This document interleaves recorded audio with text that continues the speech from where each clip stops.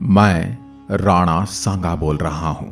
मैं वही सांगा हूं जिसके नाम मात्र से मुगल सैनिकों के पसीने छूट जाते थे। मैं वही सांगा हूं जिसके तन पर 80 घाव लगे होने के बावजूद अपनी मूंछों पर ताव देकर युद्ध भूमि में कूद पड़ा। मैं वही सांगा हूं जिसकी एक आंख नहीं थी, एक हाथ नहीं था, एक पैर से लंगड़ा था, फिर भी मैंने कोई युद्ध नहीं हारा सिवाय एक के जो मेरे जीवन का आखिरी युद्ध साबित हुआ। मैं वही सांगा जिसको मेरे ही परिजनों द्वारा जहर देकर मार दिया गया ताकि मैं वापस युद्ध करने न चला जाऊं।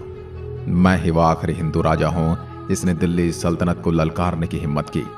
मैं ही वो सांगा हूं जिसके दरबार में 7 राजा, 9 राव और 104 सरदार थे। मैं ही वो सांगा हूं जिसके साथ राजस्थान के सभी हिंदू राजा एकता के साथ लड़े थे। मुझे संग्राम सिंह के नाम से भी जाना जाता है। मेरे पिता का नाम रायमल था। मेरे 2 और बड़े भाई थे जिनका नाम पृथ्वीराज और जयमल।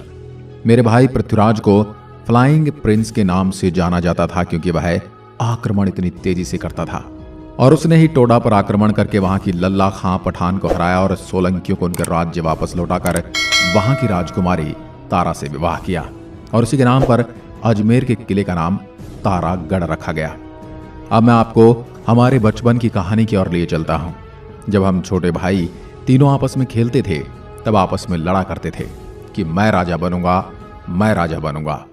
इस लड़ाई को देखकर मेरे चाचा सारंग देव ने एक उपाय निकाला। उन्होंने कहा कि पास ही के मंदिर में एक ज्योतिष है, वो आपको बता देंगे कि राजा कौन बनेगा। तभी उस ज्योतिष के पास हम पहुंचे और पूछा कि तीनों राजकुमारों में से अगला राजा कौन बनेगा। तो उस ज्योतिष ने मेरे लिए कहा, तेरी तलवार से सल्तनतें कांपेंगी, जहां तेरा भगवा ध्वज लहराएगा वहां आसपास कोई शत्रु नहीं भटकेगा, हर नगर नगर तेरी धाक कायम होगी और बहुत ही जल्द तू मेवाड़ का आने वाला सम्राट होगा। यह सुनकर मेरे दोनों भाई पृथ्वीराज और जयमल मेरे ऊपर हमला कर देते हैं।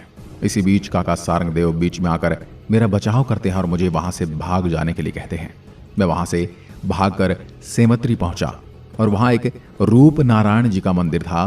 मैं उसमें जाकर छुप गया और उसी मंदिर में एक मारवाड़ से यात्री आए हुए थे, बिदा जैतमालोत। वहां पर उन्होंने मेरी रक्षा की और मेरी रक्षा करने में वो वहां शहीद हो गए। शरण आए हुए व्यक्ति की रक्षा के लिए जान गंवा देने पर बिदा के ऊपर बाद में कई दोहे भी लिखे गए। बिदा तो शहीद हो गए लेकिन मुझे बचाने में कामयाब रहे।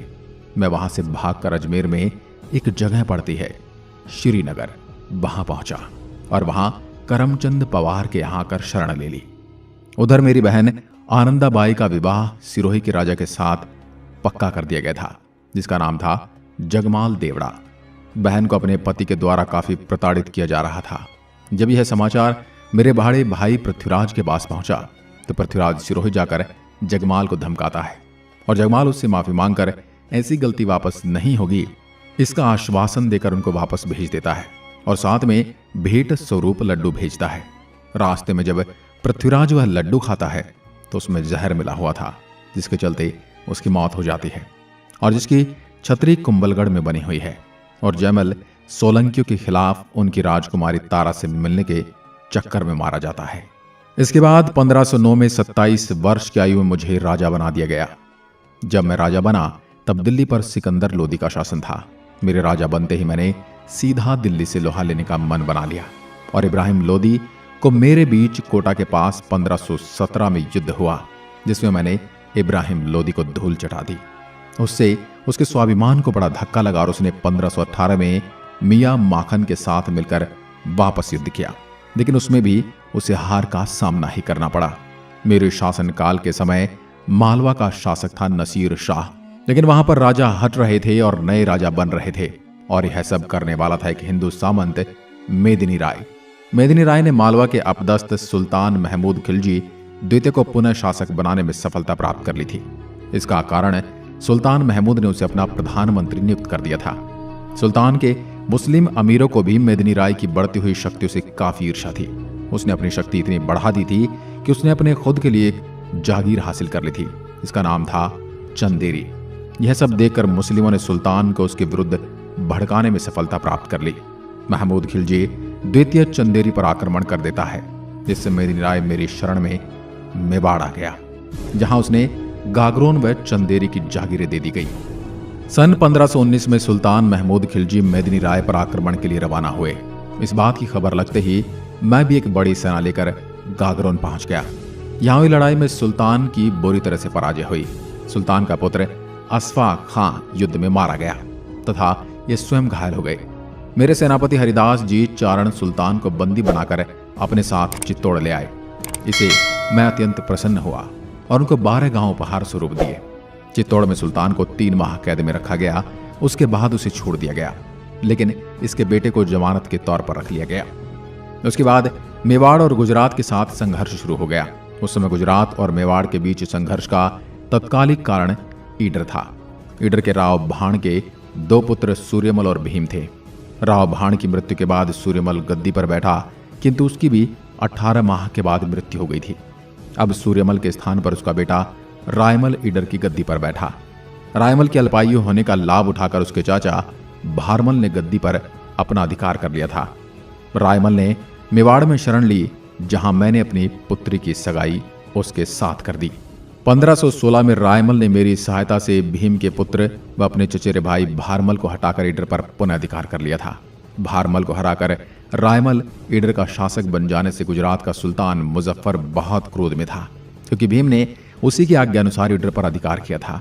नाराज सुल्तान मुजफ्फर ने अहमदनगर में जागीरदार निजामुद्दीन को आदेश दिया कि वह रायमल को हराकर भारमल को पुनः ईडर की गद्दी पर बिठा दे। निजामुद्दीन द्वारा ईडर पर डेरा डालने पर रायमल पहाड़ों में चले गए और पीछा करने पर निजामुद्दीन को हराया।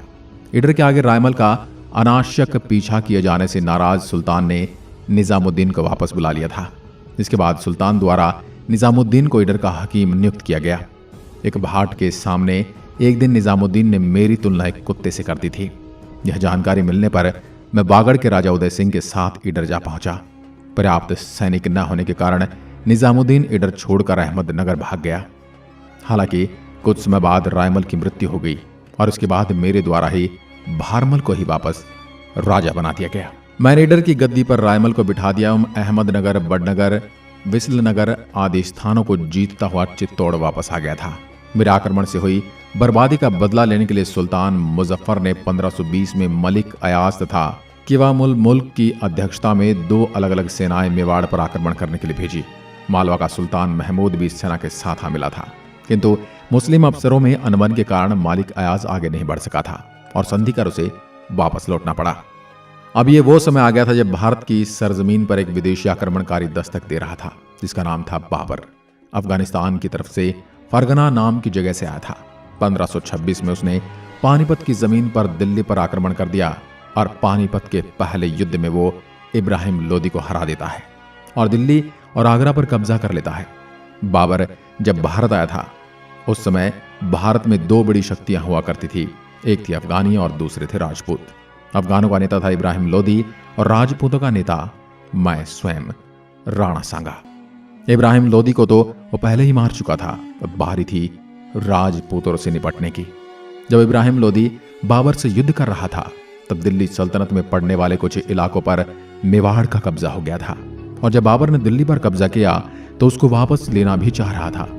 दिल्ली सल्तनत के लगभग 200 गांवों पर मेवाड़ ने कब्जा कर लिया था और इब्राहिम लोदी के मरने के बाद बचे हुए अफगान सैनिक भी मेरे साथ जुड़ गए थे, जो बाबर कभी नहीं चाहता था। इन सब कारणों से उसने मेवाड़ से युद्ध करने का मन बना लिया। बाबर के ही पूर्वजों में से एक ने पहले भारत पर आक्रमण किया था, जिसका नाम था तैमूर। इसने इतना आतंक मचाया था कि जहां जहां उसने आक्रमण किए वहां लूट मार करी इतना विध्वंसकारी आक्रांता था कि उसने लोगों के सर काट काट कर उसकी दीवारें चिरवा दी थी। लेकिन कुछ समय रुका दिल्ली पर कब्जा किया और वापस चला गया था। तो मुझे बाबर को लेकर भी कुछ ऐसा ही लगा था कि अभी कुछ दिन लूटपाट करेगा और वापस लौट जाएगा, लेकिन बाबर ने ऐसा नहीं किया।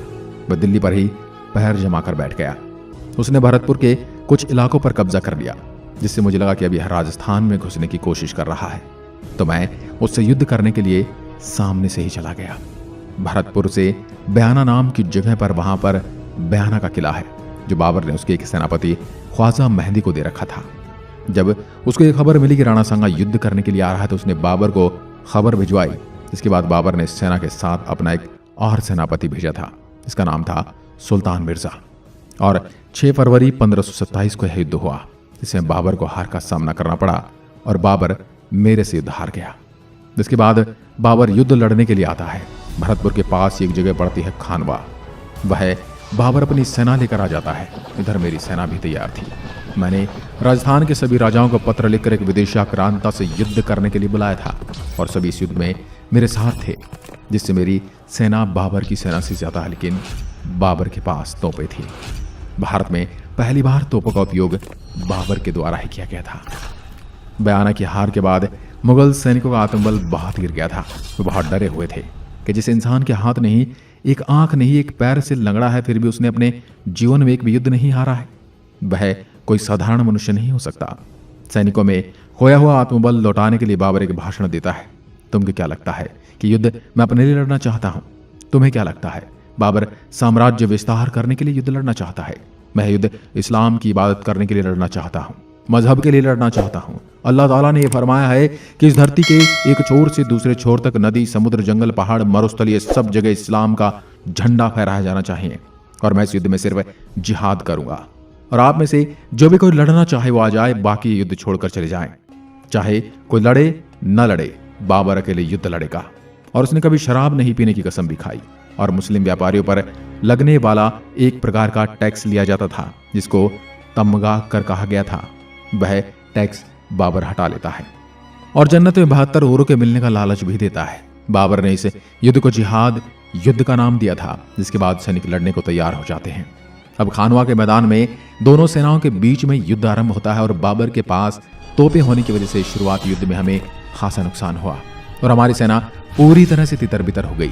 फिर तोपों से हटकर युद्ध आरंभ हुआ, लेकिन बाबर का युद्ध करने का तरीका अलग था। उसने तुलगमा पद्धति से युद्ध शुरू कर दिया था। इस पद्धति ने 3 तरफ से आक्रमण हो गया।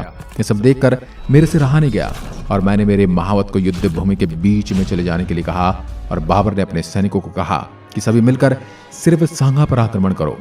सारी मुगल सेना मेरे पर टूट पड़ी और इधर मेरी ओर से लड़ रहे लोदी सेनापति को बाबर ने लालच दिया, जिससे वो भी बाबर की तरफ सेना सहित जा मिला।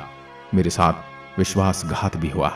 इधर से एक तीर आकर सीधा मेरी आंख में लगता है और मैं वहीं गिर पड़ता हूं। फिर उसके बाद मेरी जगह बड़ी सादड़ी के अज्जा लड़ते हैं, लेकिन फिर भी सैनिकों में यह अफवाह फैल जाती कि राणा सांगा मारे गए, जिससे सेना का मनोबल टूट गया और ये युद्ध हम हार गए। इस युद्ध में मेरे शरीर पर 80 घाव लगे थे और बाबर गाजी की उपाधि धारण करता है। उसके बाद मुझे बेहोशी की हालत में दौसा के बसरा नामक जगह पर लाया गया। जब मुझे होश आया तो मेरे पूछने पर पता चला कि बाबर युद्ध जीत गया है और अब चंदेरी पर आक्रमण करने जा रहा था। और चंदेरी का मेदिनी राय युद्ध में मेरे साथ देने आया था, तो मेरे से न रहा गया और बोला कि चाहे कुछ भी हो जाए, बाबर से युद्ध करके मेदिनी राय की सहायता करनी है। मेरे को सभी ने समझाने की बहुत कोशिश की कि आपके शरीर पर काफी घाव हैं, आप युद्ध करने की हालत में नहीं हैं, लेकिन मैंने किसी की न सुनी और सेना लेकर युद्ध करने निकल पड़ा। लेकिन नहीं चाहते थे कि युद्ध लड़ने। उनको लगता था ये तो मरेगा ही और हमें भी मरवाएगा। इस वजह से उत्तर प्रदेश में एक जगह पड़ती है इरिज, जहां रास्ते ने मुझे अपने ही परिजनों द्वारा खाने में जहर दे दिया जाता है, जिससे मेरा थोड़ा आगे कालपी में मृत्यु हो जाती है। उसके बाद मेरे शव को मेवाड़ लाया गया और मांडलगढ़ में मेरी छतरी बनाई गई। जब आप रेल मार्ग से यात्रा करो तो आपको यह दूर से दिखाई पड़ेगी, लेकिन रखरखाव के चलते बड़ी बुरी हालत में पहुंच गई है, जिससे यह कहा जा सकता है कि भारत सरकार ने अपने योद्धाओं का ढंग से कभी सम्मान नहीं किया। मेरे को मरने के बाद 2 उपाधियां दी गई, जिसमें एक थी हिंदू पद और दूसरी थी सैनिकों का भग्नावेश। अब आपको बता देता हूं कि हम बाबर से युद्ध किन कारणों से हारे, जिसमें सबसे पहला कारण तो यह था कि मेरा युद्ध भूमि में आ जाना, जिससे सभी सैनिक मेरे ऊपर टूट पड़े और मौत की खबर ने सभी का मनोबल तोड़ दिया। बयाना के युद्ध में जीत के साथ ही मैंने बाबर के साथ तत्कालीन युद्ध करने का निर्णय नहीं लिया। इसकी वजह से बाबर को पूरा समय मिल गया। यह मेरी बड़ी भूल थी। परिणाम स्वरूप पराजय का सामना करना पड़ा। मुगल आक्रमणकारी और आक्रांता बाबर की सेना के पास तोपे और गोला बारूद थे, जबकि मेरी सेना परंपरागत हथियारों के साथ युद्ध के मैदान में उतरी थी। यही महाराणा सांगा की पराजय का मुख्य कारण था। एक मुख्य कारण यह भी था कि मुगल आक्रांता बाबर की सेना एक व्यवस्थित सेना और राजा के नेतृत्व में युद्ध लड़ रही थी, लेकिन मेवाड़ की राजपूती सेना में कई छोटी छोटी रियासतों के राजा शामिल थे। इसलिए अलग अलग सेनाओं का नेतृत्व अलग अलग व्यक्ति के हाथ में था और यही वजह रही कि सेना में एकता और तालमेल नहीं देखने को मिला। एक कारण यह भी था कि यहाँ के राजा हाथी पर बैठकर युद्ध लड़ते थे, यह सबसे बड़ा नुकसान हुआ। ये इतनी तेज भाग नहीं सकते थे और न इतने फुर्तीले होते हैं। तोपों के प्रहार से जब मेवाड़ी सेना के हाथी मुड़कर भाग रहे थे तब उनके द्वारा अपने ही सैनिकों को उनके नीचे कुचला जा रहा था, जिससे सेना में काफी हड़बड़ी फैल गई और मुगल घोड़ों से युद्ध लड़ रहे थे जो कि काफी फुर्तीले होते हैं। दोस्तों, खानवा के युद्ध के बाद और मेरी मृत्यु के बाद इस युद्ध के जो परिणाम सामने आए उसको हम आपको बताते हैं। खानवा युद्ध देश के निर्णायक युद्ध में से एक माना जाता है। इस युद्ध के परिणाम अत्यंत महत्वपूर्ण एवं दूरगामी सिद्ध हुए। इस युद्ध में राणा सांगा की पराजय हुई और संपूर्ण भारत के लिए घातक सिद्ध हुए। इस युद्ध के परिणाम स्वरूप राजपूतों की एकता समाप्त हो गई, जिसके कारण अगले 200 वर्षों तक राजपूत शासक एवं राजपूत संघ का निर्माण न हो सका। खानवा युद्ध में राणा सांगा की हार को राजपूतों की हार माना जाता है। खानवा युद्ध के पश्चात राजपूत अफगानों के संयुक्त राष्ट्रीय मोर्चे का भी अंत हो गया था। खानवा के युद्ध के बाद बाबर को वीर शासक के नाम से जाना जाने लगा था। उसका साम्राज्य पूरे देश में फैलने लगा था। इस युद्ध के बाद बाबर ने मुस्लिम संस्कृति को प्रभावशाली तरीके से पूरे भारत में सम्मिलित किया। खानवा युद्ध के परिणाम स्वरूप राजस्थान में राजनीतिक परिस्थितियां बदल गई, जिससे आगे चलकर राजस्थान पर मुगलों का एक आधिपत्य स्थापित हो सका। कहा जाता है कि खानवा के युद्ध में मुगलों को राजपूतों की रण चातुर्य में सैन्य व्यवस्था को देखने का अवसर मिला, जिसे सबक लेकर बाबर ने भविष्य में राजस्थान पर कभी आक्रमण न करने का विचार किया। परंतु मुगल साम्राज्य में राजस्थान की स्वतंत्रता, कला, विद्या एवं राजस्थान की संस्कृति पर अंकुश लगा दिया, जिससे राजस्थान का स्वरूप ही बदल गया।